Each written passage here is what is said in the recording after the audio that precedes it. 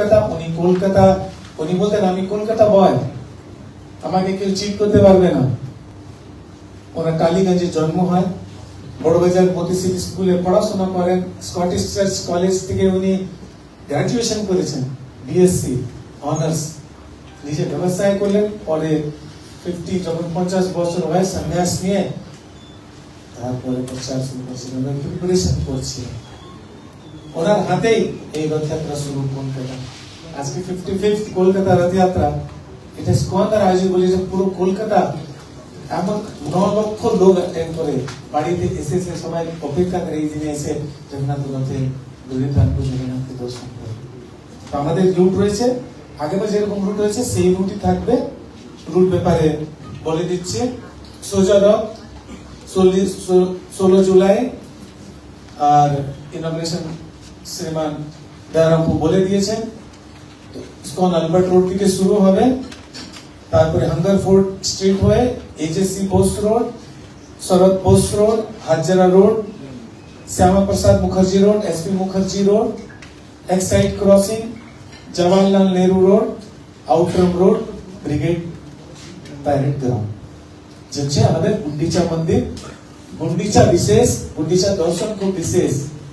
যদি কেউ 10,000 তাহলে প্রত্যেক দিন সেই মন্দির আলবার্ট রোডে দর্শন করে যে ফল প্রাপ্ত হবে, সে একদিন গুন্ডিচা ফল দর্শন করে প্রাপ্ত হবে। আর উল্টো রথ 24 জুলাই শুক্রবার দিন 12টার সময় শুরু হবে ব্রিগেড গ্রাউন্ড থেকে, Outram road, park street metro station থেকে, তারপরে Jawaharlal Nehru road, Esplanade crossing, HSC Bose road, Moulali crossing, Philips crossing, Ananda Palit road, park circus, 7 point crossing, Syed Amir Ali avenue, Hungerford street, আর তারপরে শ্রী মন্দির কলকাতায় ঋষি আলবার্ট রোডে ঠাকুর বিরাজমান হবে। তো আপনারা সবাই কাছে অনুরোধ করি, সবাই আসবেন, জগন্নাথের কৃপা লাভ করবেন। জগন্নাথে বলদেব আর সুভদ্রা মহারানী সুদর্শন সঙ্গে আসেন। সবাইকে সবার জন্য শুভেচ্ছা, সবার জন্য ভালোবাসা। হরে কৃষ্ণ, জয় জগন্নাথ।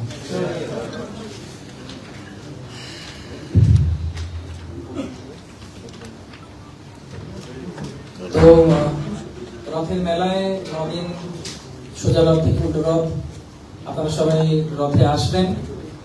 এবছর বিভিন্ন দেশ বিদেশ থেকেও ভক্তরা অংশগ্রহণ করার জন্য রথে আসছেন, এবং বিভিন্ন বিশেষ প্রবক্তা মহারাজ এবং ভক্তবৃন্দরা উপস্থিত থাকবেন কলকাতাকে আশীর্বাদ করার জন্য।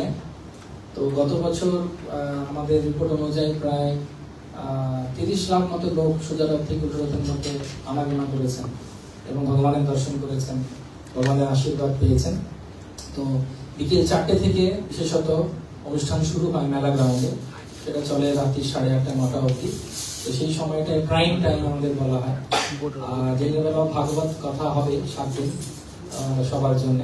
তো আপনারা সবাই আসবেন। আমাদের প্রেস কনফারেন্সে আপনাদের আসার জন্য অনেক অনেক ধন্যবাদ। আবার জানাই, যদি কোনো কিছু প্রশ্ন থাকে বা আপনাদের কিছু থাকে, আপনারা এখন আমাদের করতে পারেন। আর এর পরবর্তী পর্যায়ে অনন্ত ভগবান প্রভুর নাম্বার আপনারা নিয়ে নেবেন, মনে হয় ওটা দেওয়াও আছে। আপনাদের সবাই এটা পেয়েছেন তো? এর মধ্যে অনন্ত ভগবান প্রভুর নাম্বার দেওয়া আছে। আপনারা একদম দ্বিধাবোধ করবেন না। আপনারা যখন ইচ্ছা হবে কোনো প্রশ্ন বা কোনো যদি কিছু আপনাদের প্রয়োজন হয়, তাহলে আপনারা অনন্ত ভগবান প্রভুর সঙ্গে যোগাযোগ করবেন। আপনাদের জন্য রইল অনেক অনেক ভগবান জগন্নাথ বলদেব ভগবান সুদর্শনের আশীর্বাদ। আপনারা সপরিবারে সুস্থ থাকুন, সমৃদ্ধিশালী হন, আনন্দে থাকুন, এই প্রার্থনা করি। হরে কৃষ্ণ। গত বছর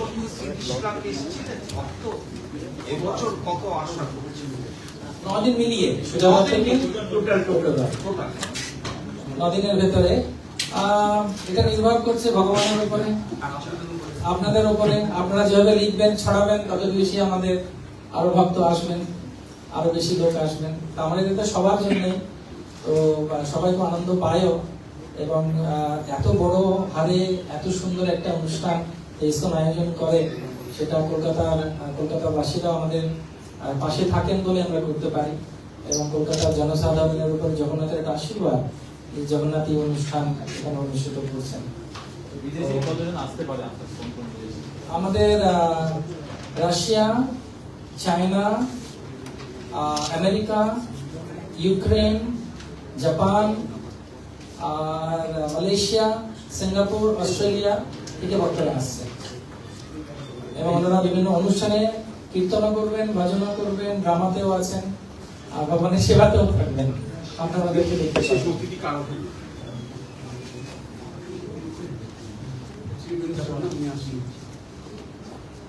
আমি তো বলেছিলাম উনি ছিল আর আমাদের জায়গাটা সেবক মহারাজ আসবেন, প্রেমরাজ প্রভু, ভক্তি পুরুষোত্তম মহারাজ, অনেকজন আসবেন। জগতে আমরা আসতে পারবেন না, ওনার শরীর অসুস্থ, উনি হসপিটালে আছেন। প্রত্যেক বছর কালচার প্রোগ্রামটা তো হবে। হ্যাঁ, কালচার প্রোগ্রামে বিভিন্ন রকমের সাংস্কৃতিক অনুষ্ঠান এবং আনন্দ ভগবান যেরকম বললেন গীতা নিয়ে চর্চা, আমাদের একটা প্রশ্ন উত্তরের বুথও থাকবে, যেখানে যে ধরনের প্রশ্ন আপনারা বর্তমান সমাজে যে আমরা দেখতে পাচ্ছি যে অসুবিধা যে সম্মুখীন হচ্ছে নব প্রজন্ম, তৎসঙ্গে যে একটা অস্থিরতা, সে সম্পর্কে আমরা প্রশ্ন করুন উত্তর পাবেন বলে একটা স্টল লাগানো হবে। সেখানে আধ্যাত্মিক মেলা গ্রাউন্ডে হবে বিকেল 4টে থেকে রাত্রি 8:30 অবধি সেখানে আলোচনা সভা হবে। বিভিন্ন ব্যক্তিরাও আমাদের এখানকার যারা খুব প্রবীণ ব্যক্তি, যারা বিদগ্ধ পণ্ডিত শাস্ত্রজ্ঞ, তারাও থাকবেন। তারা এই বৈদিক শাস্ত্র অনুযায়ী তাদেরকে উত্তর দেবে, যা অত্যন্ত যুগোপযুক্ত, প্রত্যেকটি যুগের জন্য এটা উপযুক্ত। এই সময় দাঁড়িয়ে আপনারা বলছেন যে মেসেজ বার্তা শান্তি ও সম্প্রীতি করা এই বিষয়টা কোনো তাৎপর্য, যেটা রথযাত্রা শান্তি সম্প্রীতি করার বলে ইউক্রেন থেকে লোক আসছে, রাশিয়া থেকে লোক আসছে, জানি বিশ্বজুড়ে একটা যুদ্ধ আরম্ভ চলছে। ইসকনটি কি বার্তা রথযাত্রার মাধ্যমে দিতে চাইছে? কিন্তু বাংলায় বলে একটু সুবিধা হবে।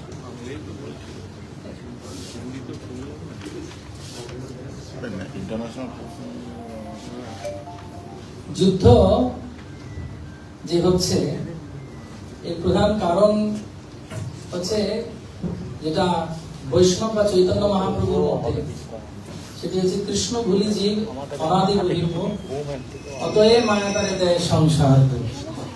কৃষ্ণ ভুলি জীব ভগবাঞ্ছা করে, নিকটস্থ মায়াতারে ঝাপটিয়া যায়।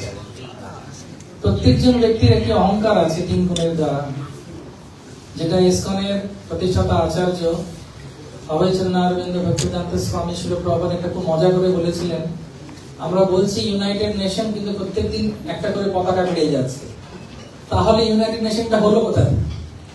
তো যখন আমাদের লক্ষ্য এক হবে তখন আমাদের কোনো অসুবিধা হবে না, সেটাই গীতা বলছে, সেটাই ভাগবত বলছে। সেজন্য ইসকনের একটাই উদ্দেশ্য হচ্ছে যে স্পিরিচুয়ালিটি বা আধ্যাত্মিকতার মাধ্যমে সব প্রশ্নের উত্তর আছে। আধ্যাত্মিকতা কম, ভক্তি সিদ্ধান্ত সরস্বতী ঠাকুর প্রভুপাদ বলতেন, প্রভুপাদের গুরুদেব, যে সংসারে সব থেকে বেশি কষ্টের কারণ হচ্ছে আধ্যাত্মিকতা বা কৃষ্ণ কথা হয় না, খুব কম হয়। আমরা একদিন হয়তো উৎসব করলাম আর বলবো আসছে বছর, ওটা বললে হবে না। কারণ শাস্ত্রে বলছে নষ্ট প্রায় সভদ্রেষু নিত্যম ভাগবত সেবয়া ভগবতী উত্তম শ্লোকে ভক্তি ভগবতী নৈষ্ঠিক। অর্থাৎ প্রতিনিয়ত প্রতিদিন যদি আমরা একটা চর্চার মধ্যে থাকি, এই আধ্যাত্মিক কাউন্সিলিং এর মাধ্যমেই জগতের কল্যাণ সম্ভব। দেখুন, এই বাঙালি একজন বৃদ্ধ, যেটা বল্লভচন্দ্র প্রভু বলছিলেন, তিনি এখানকারই সন্তান, বাংলারই সন্তান, আমাদের কত গর্বের। তিনি এই সারা বিশ্বকে কিন্তু এক করে দিয়েছেন চৈতন্য মহাপ্রভুর চরণে সবাইকে। মহাপ্রভুর বাণী সবার কাছে পৌঁছে। মহাপ্রভুর বাণী যদি কেউ গ্রহণ করে আর যুদ্ধ হবে না। সেই জন্য প্রভুপাদের উদ্দেশ্য ছিল যে মহাপ্রভুর এই বাণী পৃথিবীতে রবে যত নগর আদি গ্রাম সর্বত্র প্রচার হইবে নাম।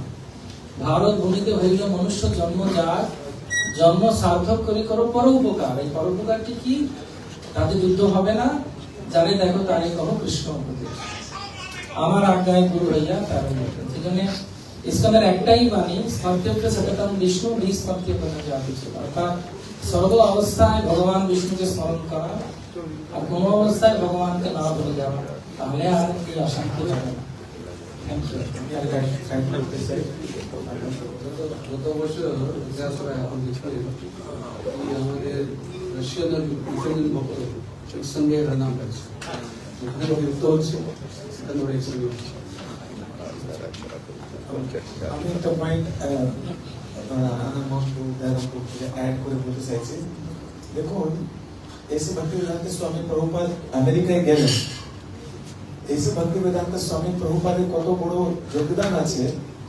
তিনি কারো হাতে কিন্তু কোনো অবজার দেন না, বন্ধুক ভালা তীর, চাইনা হোক, জাপান হোক, আমেরিকা হোক, যে হোক, তিনি সবার হাতে গীতা ধরিয়ে দিয়েছেন।